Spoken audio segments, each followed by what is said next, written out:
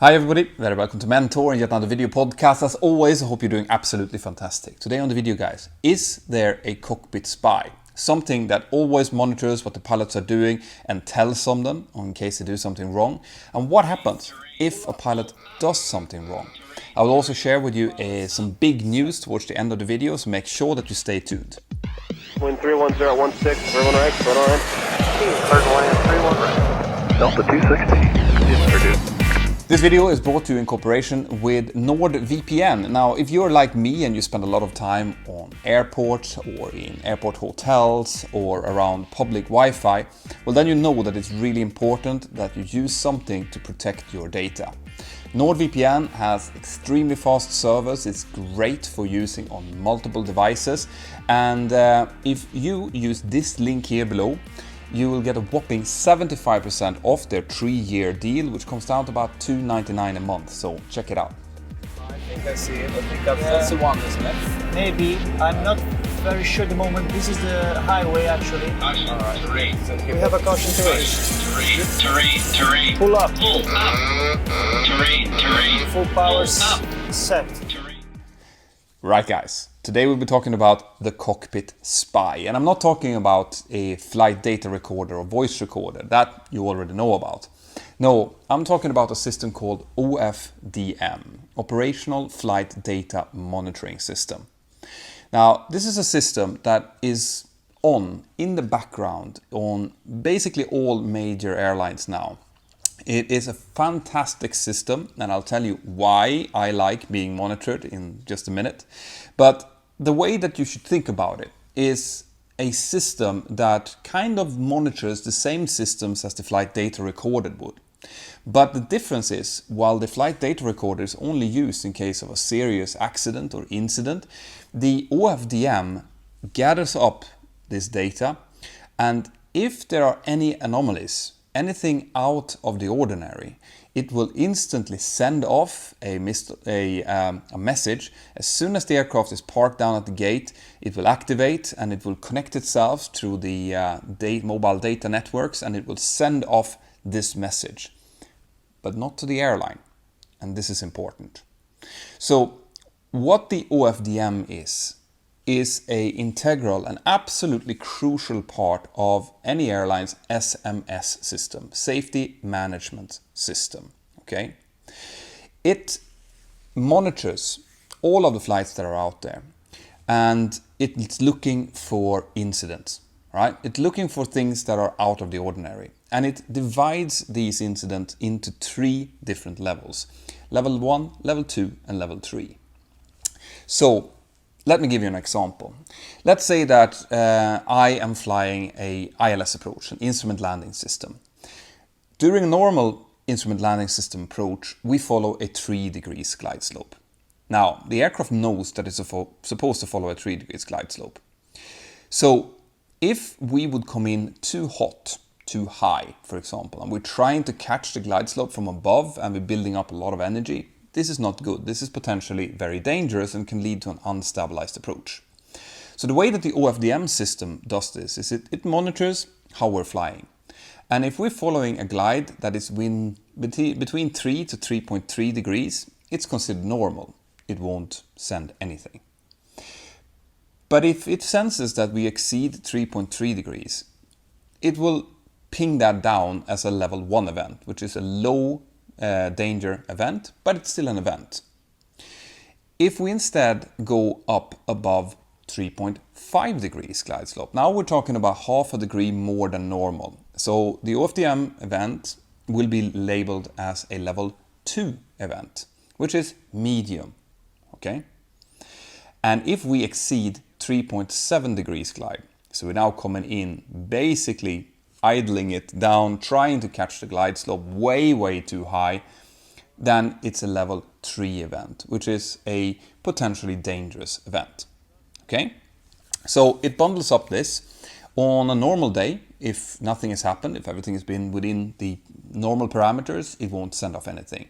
But if it feels any of these levels being exceeded, it will send that, and it will send it to an external company that takes care of this data.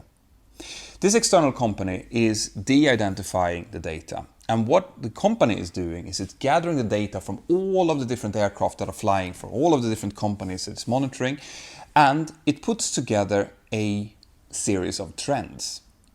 So if, for example, the company would notice that we are getting a lot of level 2 and level 3 events into this specific airport, well, then it will gather this data and it will send it off to the airline as a de-identified report to a specific person inside of that airline. So it doesn't give all of the data to the management of the airline. Instead, there is a specific post holder, a specific person within the company who is allowed to be contacted. And under that person, there is a network of dedicated people inside of the different bases of that airline that can be given specific data to debrief specific crew if needed. All right? But what the company is really looking for is to get these reports from the external company to make sure that trends can be caught. So if, for example, they can see that during the summer we have a lot of destabilized approaches, well, then the company can go in and they can look into why is this? Why do we have these level 2, level 3 events happening all over the network? And it could figure out that, well, the weather is good, it's summer, people are doing more visual approaches, they're not doing it correctly, they're cutting the final too short, for example, and it's triggering these events. And it can go out and it can send out feedback to the crew saying, listen, during these circumstances, make sure that you have a minimum of 4 nautical miles as final. Make sure that you are using your AFDS, as in your flight director and your automatic system, to your maximum available, and basically give feedback to the crews to make sure that these things doesn't happen. Okay. Now, on rare occasions, the company who's taking care of this data can also identify trends within individual pilots.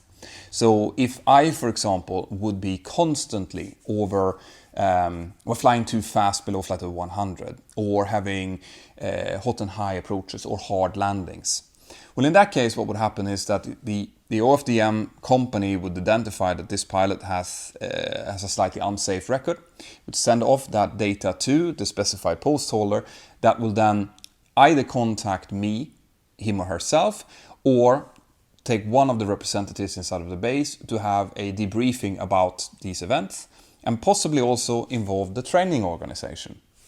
So basically, the way that you should be looking at the OFDM system is like a system that is monitoring, looking for unsafe trends, using all of the data that they gather on a day-to-day basis, and making sure that that is fed back to the airline, not to penalize pilots, not to penalize individuals, but to make sure that you, the traveling public, are as safe as possible. This is always and should always be the primary concern of any good company out there. And the OFDM system has made that possible to a much greater extent.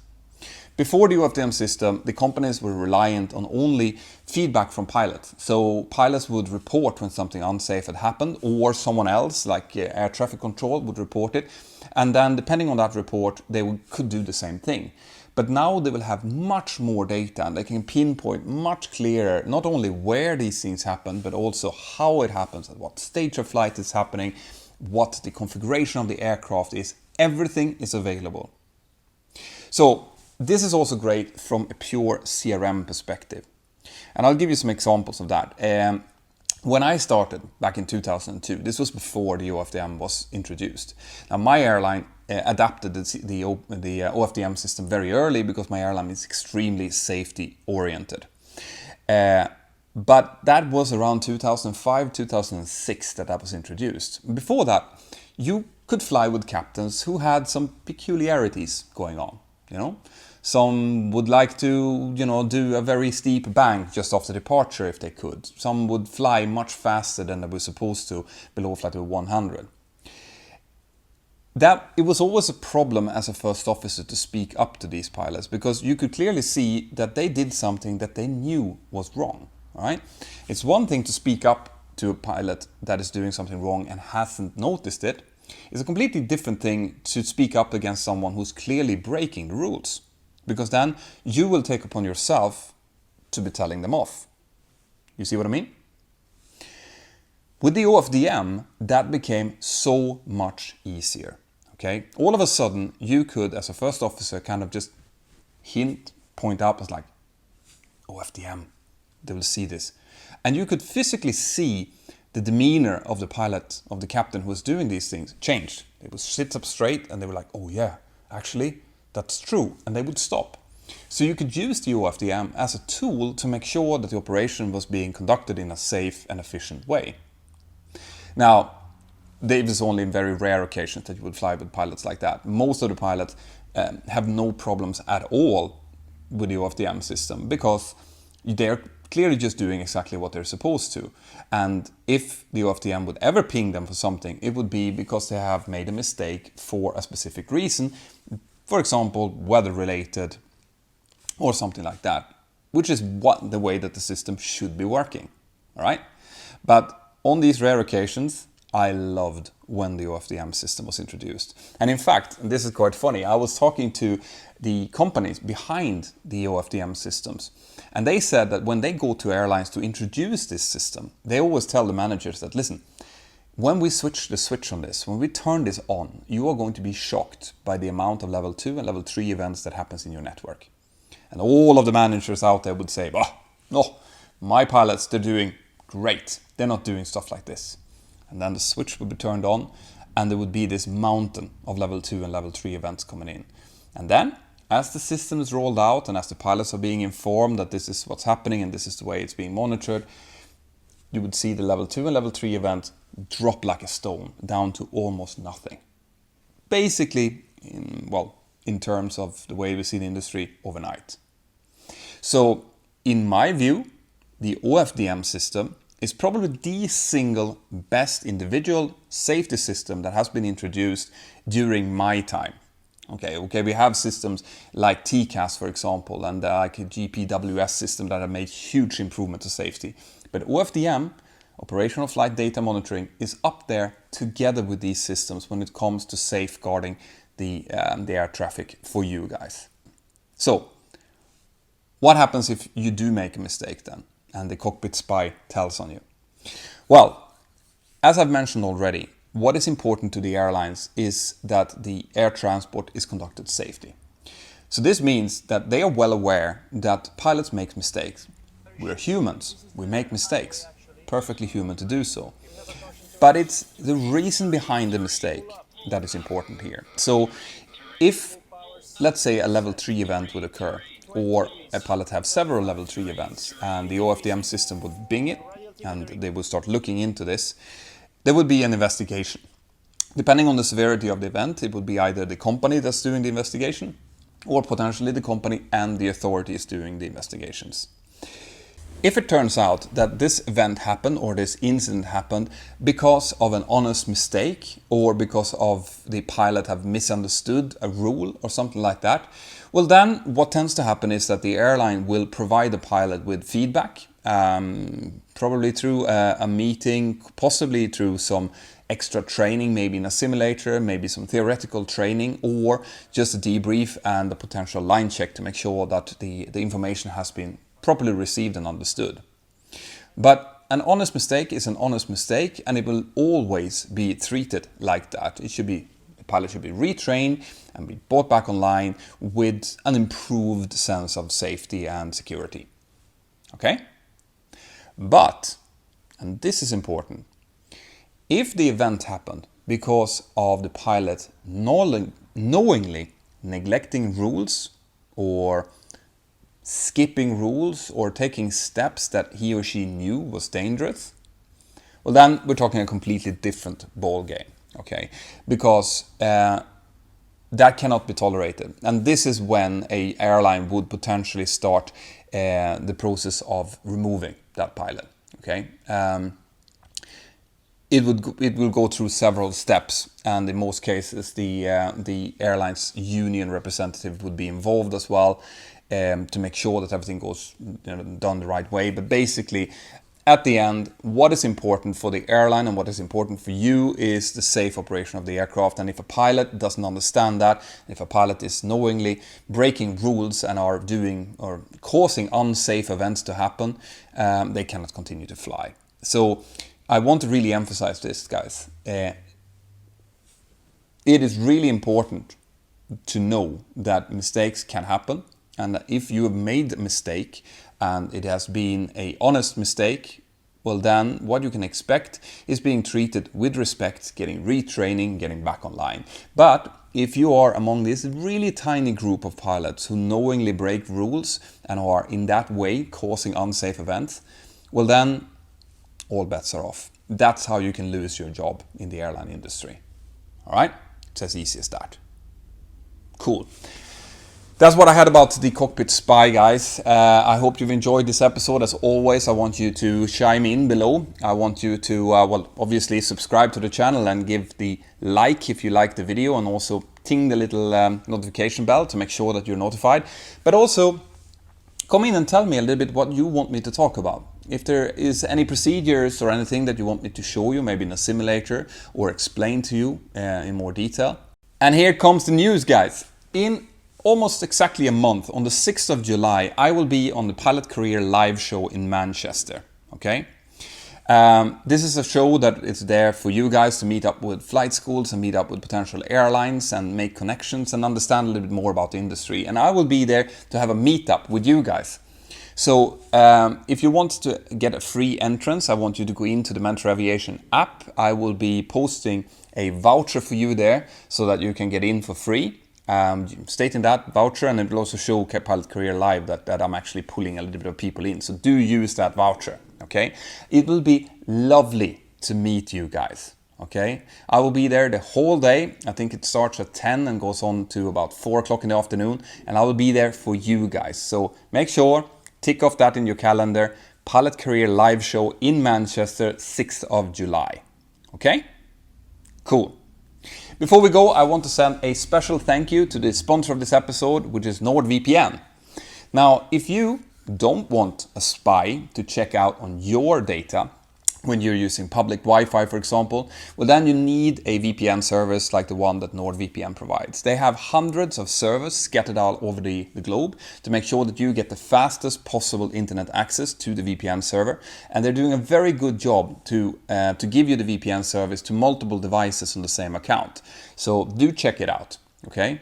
Now, I did get some feedback on my last video that was sponsored by NordVPN. People were saying that, well, you know, you can't use VPN servers to bypass the regional settings on Netflix anymore. I contacted NordVPN and said, what about this? It works for me. Why are people saying this? And they said that there are some countries where there is problems with this, but they have ways to fix that. So I'm going to post a link here in the video for those of you who have problems accessing Netflix in some countries. And for all of you guys who are interested in getting the services from NordVPN, the 501st of you who uses this link here below will get a whopping 75% off the 3-year deal with NordVPN. I think it comes out at about $2.99 per month, $2.99 per month. So go down, check it out, protect your data today. Have an absolutely fantastic day. I'm going to head over to the app now, start answering some questions, which I always do after I've released the video. So come into the app and go into the forum and discuss if you want to talk about flight schools, if you want to talk about how you're afraid of flying or anything in there. It's a fantastic community and I'm upgrading it all the time. So see you in the app. Bye-bye.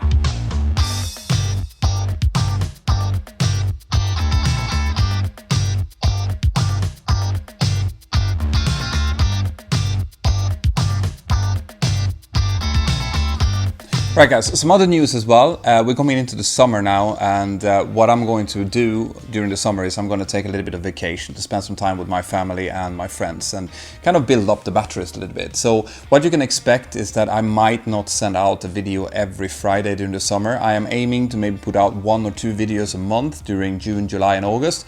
And that is to make sure that in September, when I'm back with a video every week, that they will be fresh and full of cool material for you. I have loads of plans of what I want to do. I'm going to expand the channel. I'm going to do some different things that I haven't been doing before. But first of all, I'm going to spend the summer with my family. So if you don't see a video from me every Friday, that is the reason for that. Right guys, thank you very much, and Pachito!